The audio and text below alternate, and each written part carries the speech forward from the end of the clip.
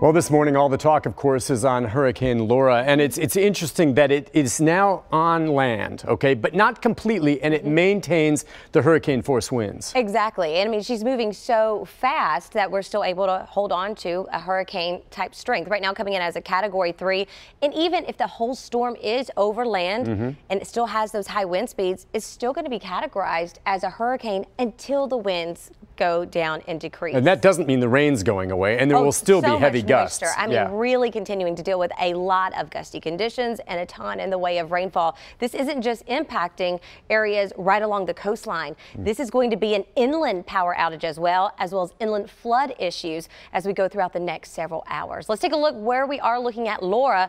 Currently sitting at that Category 3, but as Nick mentioned, making that landfall Category 4.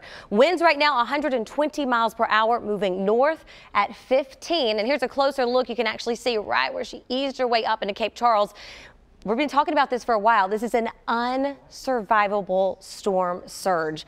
We're talking storm surge amounts 15 to 20 feet. That's as tall as a giraffe is. I was reading reports this morning saying that a lot of the structures completely devastated, and it's not just areas from the storm surge warning.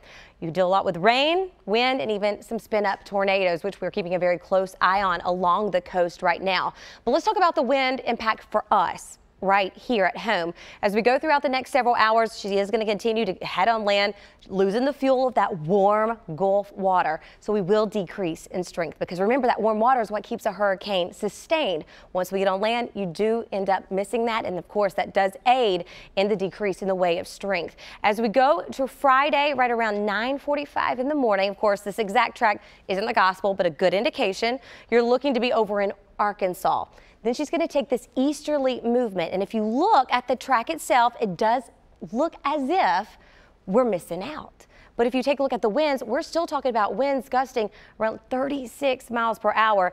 But if she were to shift just a hair southward, higher wind gusts will be anticipated, potentially around 50. And it's not just the wind we're going to be looking at and concerned with. Tomorrow, we're also going to be looking at the potential for a lot of rain moving its way in. Of course, it's going to lose the bulk of that Gulf moisture, but it's a large storm. It's going to bring a lot in the way of rain. Some areas, especially right around the core, looking to see around 4 inches. Just south, we're looking to see 1 to 2, but things can definitely change pending that exact track. So here's what you need to know. First off, don't fret. We've got you covered, but you've got to stay informed.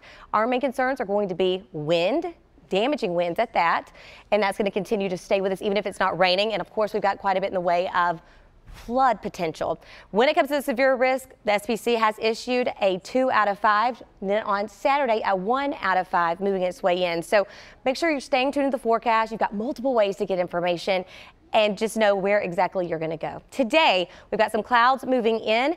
Not going to see a ton in the way of rain. We'll see an isolated shower or 2. Main time frame is going to be tomorrow morning. You're going to notice some winds beginning to pick up just a little bit, making it slightly breezy. Then tomorrow evening, overnight, that's when we're going to see that chance for potential stronger storms to develop. If she were to go a little more to our north, we will be a little bit more in the clear. As we head throughout next week, we're going to stay a little lower thanks to a cold front with highs in the 80s. Right now, let's take a look at what's going on in the field.